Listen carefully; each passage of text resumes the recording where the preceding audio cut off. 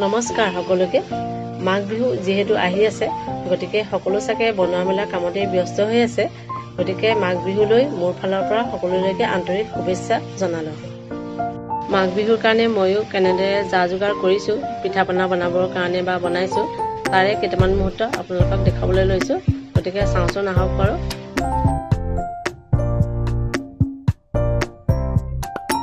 আজিকালি বজাৰতে বাৰু সকলো বস্তু কিনিবলৈ পোৱা যায়, তথাপিও ঢেঁকীত খুন্দা পিঠাকেইটাৰ সোৱাদটো বেলেগ হয়। গতিকে মই মোৰ লগৰজনীৰ ঘৰলৈ গৈ তাতে অলপ পিঠা খুন্দি বনাবৰ কাৰণে লৈ আনিছোঁ।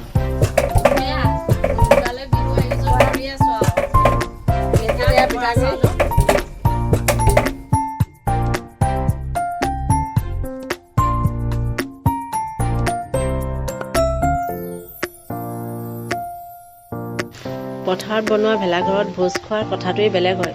ইমান এটা ধুনীয়া ঘৰ সকলোৱে মিলিজুলি বনাইছে, ল'ৰা ছোৱালী গোটেইখিনিয়ে মিলিজুলি বনাই ৰাতিকে ইয়াতে ভাত খাব।